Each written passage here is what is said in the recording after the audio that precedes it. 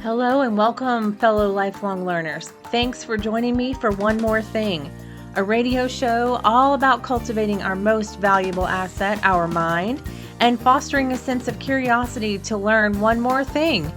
We feature passionate practitioners and seasoned experts in numerous areas of interest for lifelong learners of all ages. One More Thing is sponsored by Kiffin & Company, a corporate learning and talent development consulting firm, and I'm your host, Kiffin McCoy Albert, a certified professional in talent development, learning advocate, and your fellow lifelong learner. Welcome to the show. Somewhere around the 6th grade, I went from loving my pink and purple floral wallpaper and white curtains with eyelet trim and pink and purple ribbons to thinking that they were so little girlish and wanting so desperately to redo my room in something much cooler. Much to my surprise, my mom agreed that I was old enough to change my bedroom decor to something more mature. When she asked me what I wanted, I just remember saying that I wanted bold, fun colors. I don't know how much design planning or negotiation went into the makeover, but the outcome was white walls, floor to ceiling, the bottom half sponge painted with primary colors, and a textured black vinyl wallpaper border separating the blank white and the sponge painted sections. Listen, this was the late 1980s. We were not wealthy, but my mom was creative, crafty, and loved anything she could label an art project. Colors were always something I loved, but I certainly never thought about where they came from. My guest today is going to share with us about that very thing, and I cannot wait. All right, don't go anywhere. I'll be right back. Maximize impact with tailored solutions by partnering with Kiffin & Company. Developing your team is an investment, but it doesn't have to be just an expense. Discover more at kiffinandcompany.com and start your journey to effective learning today.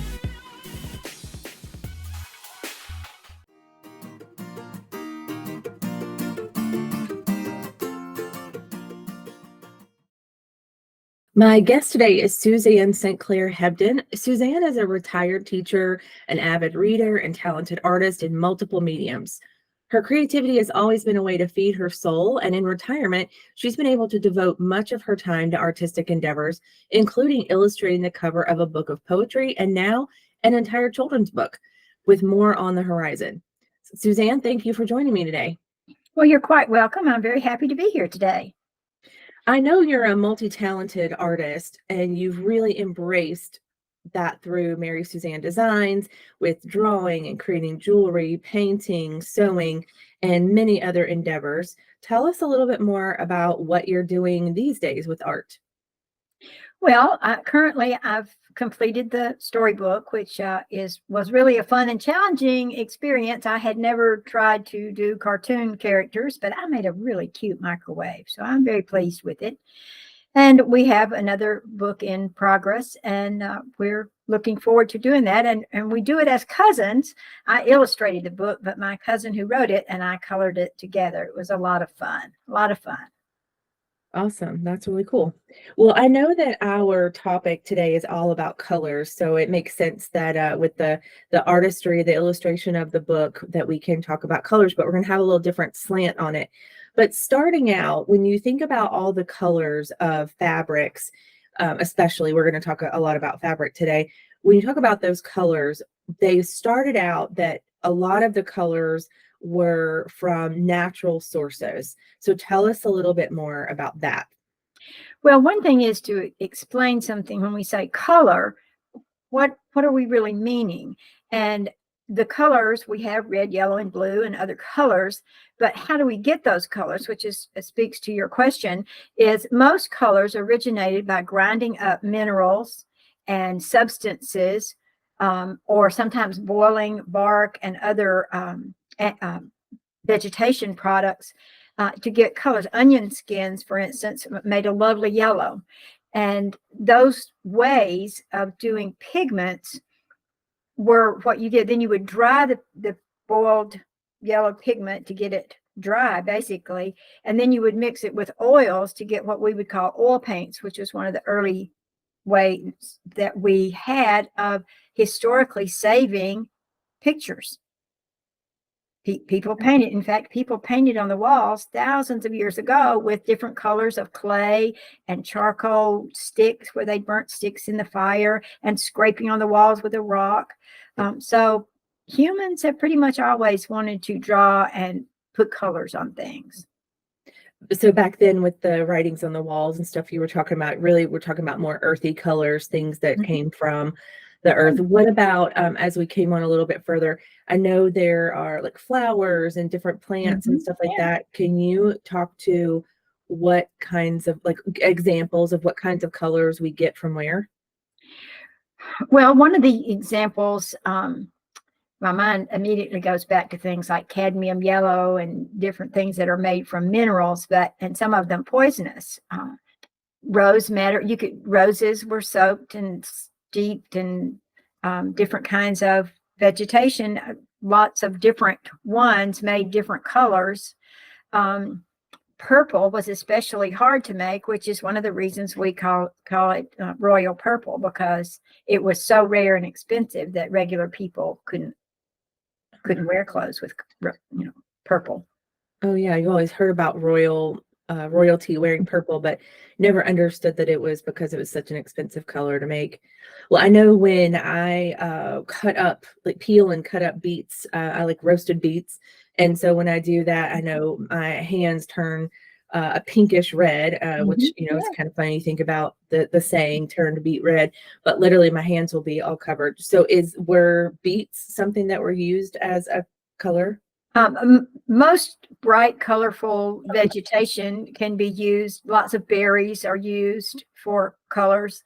The problem that you had was you needed sometimes a fixative, some other product that would help the staying power so that the colors didn't fade. So how do you do that? Well, there are various methods and different things you can do. One of the things you can do is to rinse you're dyeing a piece of cloth and you rinse it in vinegar and then iron it. And the vinegar will help set the color in the fabric. It's like the vinegar and then the heat lets the dye soak into the cellular structure of the fibers. You hear about vinegar for cleaning a lot, but so don't use it for cleaning color out of fabric then. No, it's fine. Once it's set, it's generally set. The sun fades things, however. The ultraviolet light will cause the colors to fade over time for most fabrics. Most of you notice that if you put drapes on a window, after a while, the drapes where the little part that overlaps the window, even if you don't close them back and forth, will be more faded in color than the rest of the drapery. True. Well, and I know we talked before about how, so with those colors that come from natural sources, generally speaking, also safe, natural colors, but talking about those killer colors, what are some of the colors that came about from methods that are not as safe? Well, some of the ones like mentioning cadmium yellow, some of the minerals are not generally good for you to ingest like that. So cadmium is one.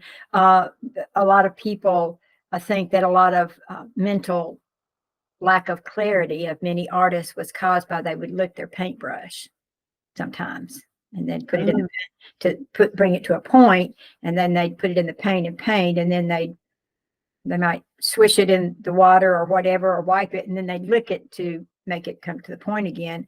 And that over time, a lot of heavy metal type things will accumulate in your body. Your body doesn't wash those out. And so they cause issues.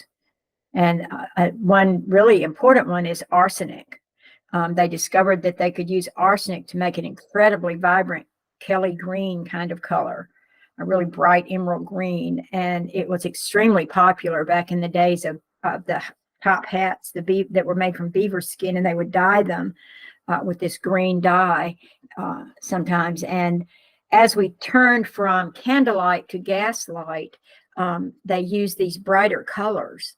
And some of the brighter colors were made from things that are not healthy. and arsenic was one of those. Like in cosmetics, the use of lead powder, they would grind lead very fine. It made a white powder, and people would put it on their face or powdered their wigs for their hair, and they would ingest those lead fumes, and it caused a lot of mental disturbance. What other colors do we know now that we love now came from practices that were not great? Well, that question doesn't speak to me as well. I just want to mention one more thing about the arsenic green. When you get the term a Mad Hatter, that's because hatters, they were up so close to the fumes and the brushes and touching the dye and stuff that it led to some forms of what we would call today insanity. And so a Mad Hatter was somebody who made hats, and it was caused from these dyes of different things.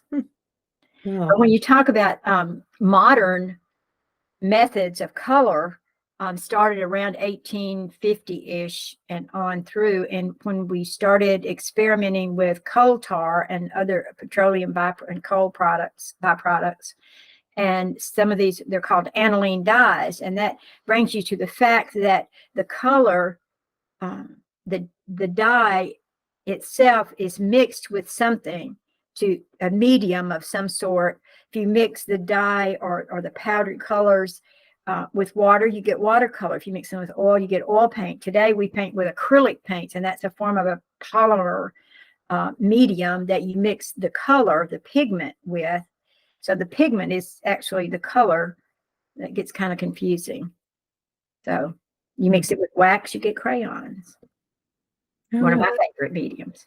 So mixing the different colors with the pigment in this 1850 onward process brought us a lot of different colors. Two that I like to mention are sulfurino, which you've probably never heard of, but your background there with the pinky purpleness going on. Sulfurino is a red, purple, pinkish purple color, as well as the color magenta, which you are probably much more familiar with.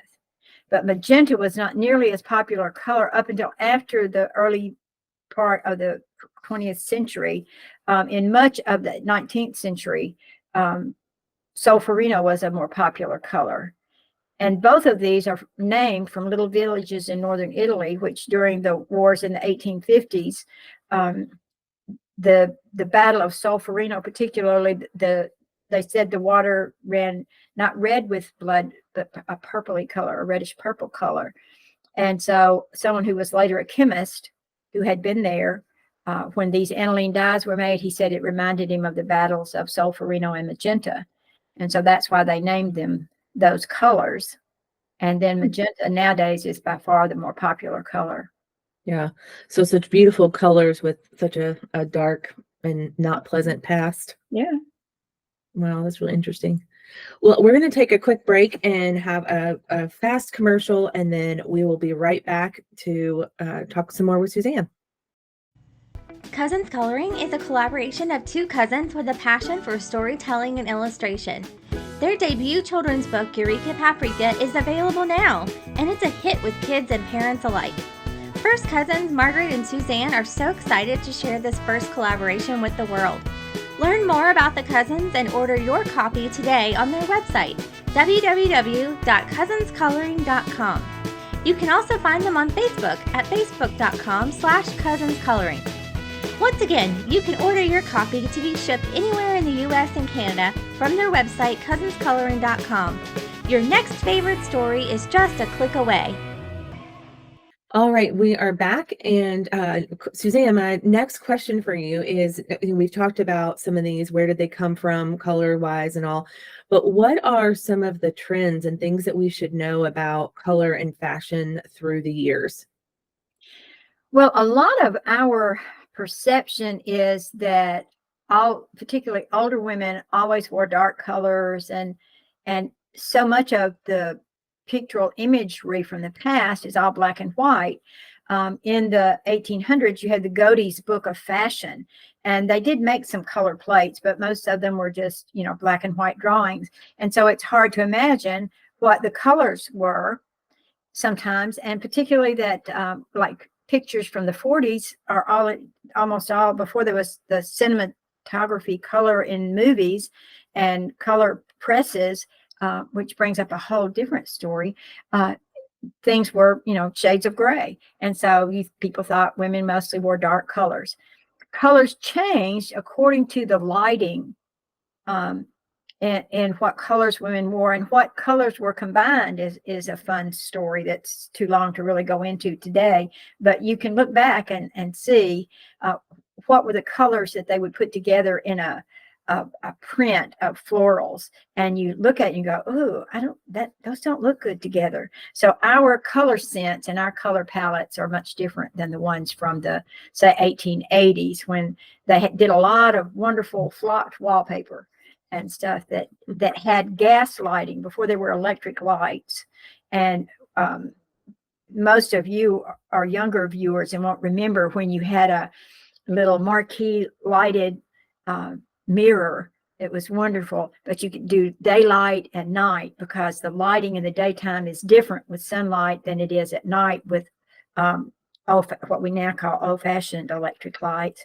Now that we have LED lighting, you can get a soft white or a natural white, and so it's easier to work with. And our color palettes have changed to go with that. And the colors in gas lighting were kind of raucous sometimes. A little garish. A little garish, yeah. Yeah. I'm sure any of the women listening who have ever used a makeup mirror, I can remember my grandmother's makeup mirror had that you could toggle between the day and the night. Yeah. The natural and the artificial light. Yeah. And it was a big difference for sure. Very cool. It made a big difference.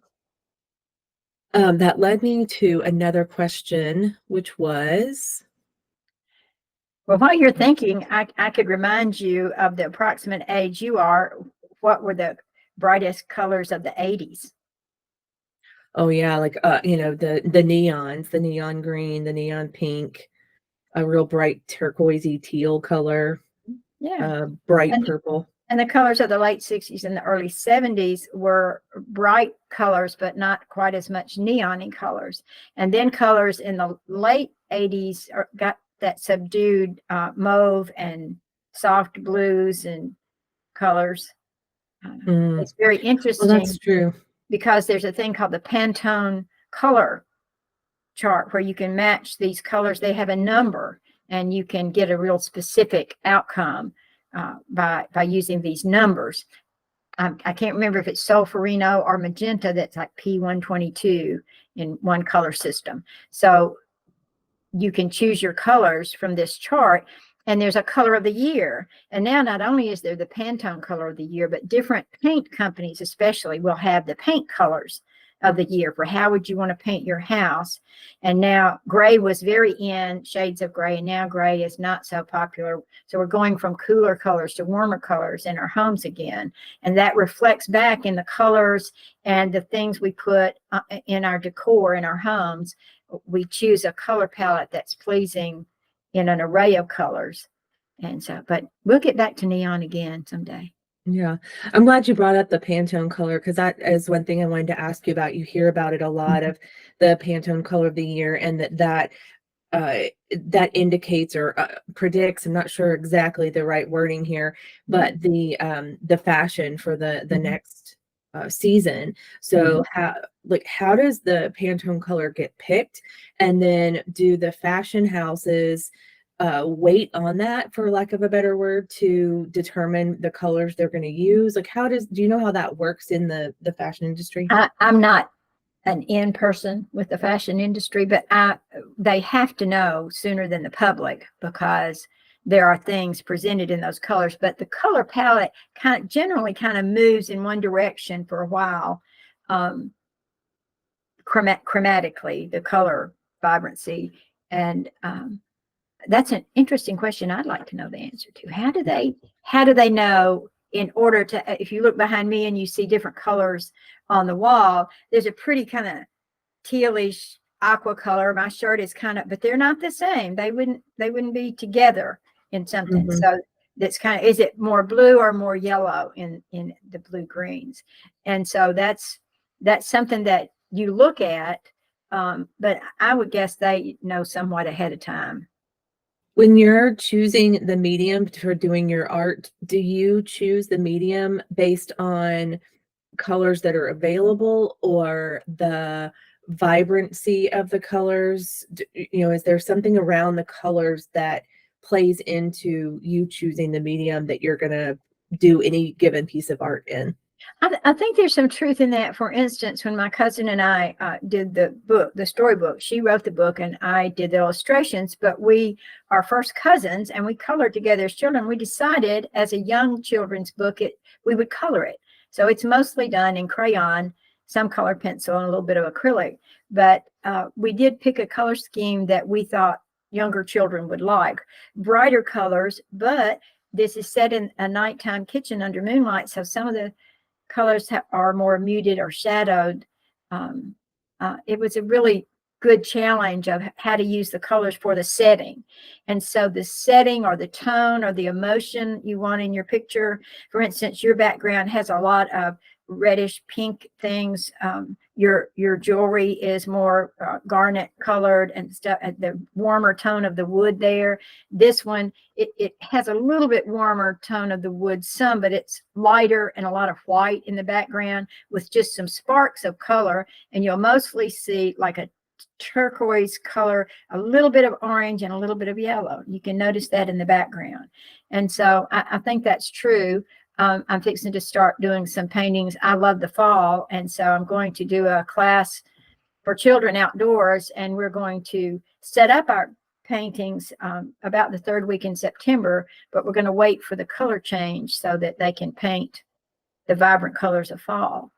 And so that sets up your palette.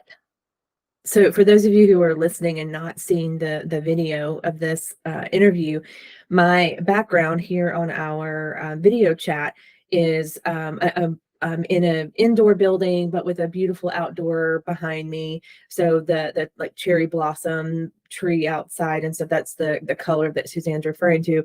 And then in her background, she's inside in like a home office with a just really light color scheme. Like she said, a lot of white, some polka dot pillows on a little settee, and then bookshelves with some colored things on them.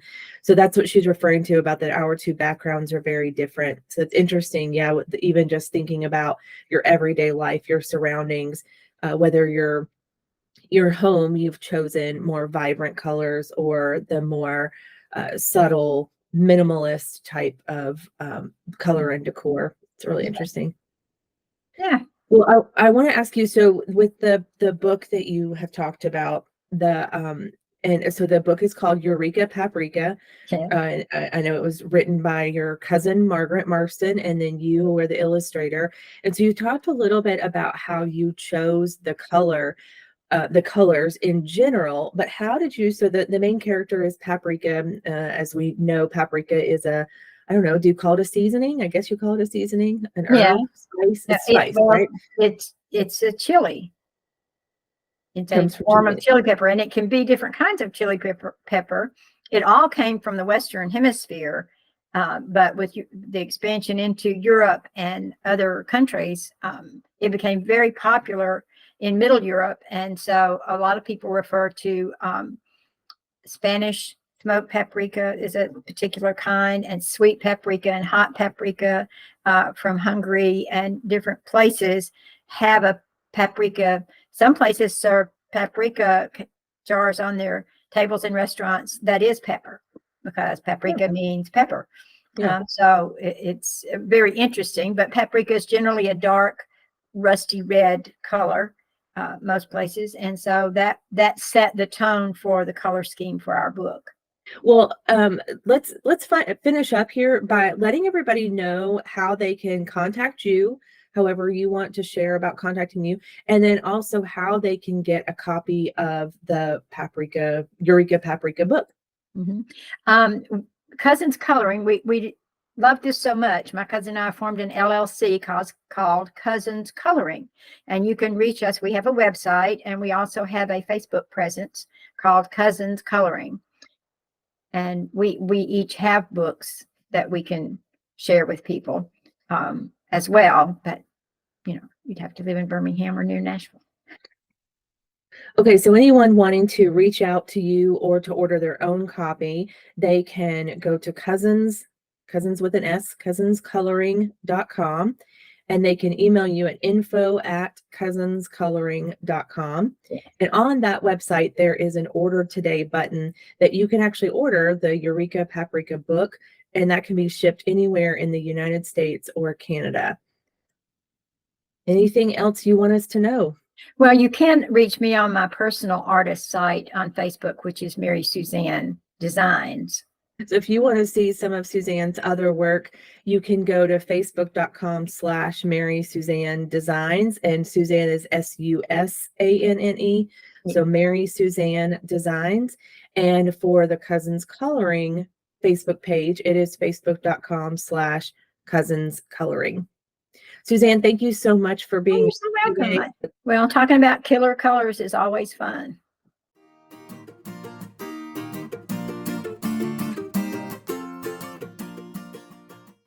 Are the use of colors in fabric and fashion related to today's world of learning and development? Absolutely.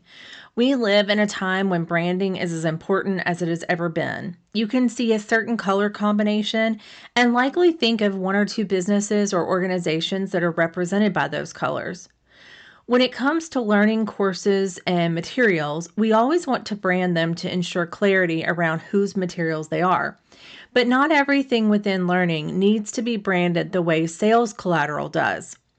If I'm creating training for internal use by a client company for their workforce, I don't necessarily need to brand it the way I would for external use. However, I might use the same or maybe coordinating color scheme to highlight that multiple courses are part of one series or different versions of the same material, perhaps used for different roles. Color is a big part of the design element, but these days, most everything I do is digital. So thankfully, I don't have to worry about cadmium poisoning or other safety concerns related to the origins of my colors. Well, that is our show for today, and now you know at least one more thing.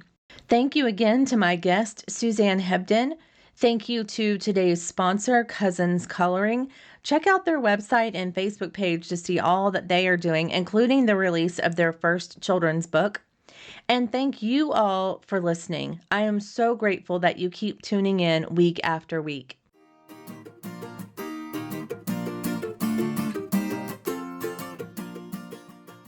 You've been listening to One More Thing, a radio show on the Power Me Up radio station on iHeartRadio. I'm your host, Kiffin McCoy Albert. Thank you so much for listening, and I look forward to you tuning in next time as we continue cultivating your mind with one more thing.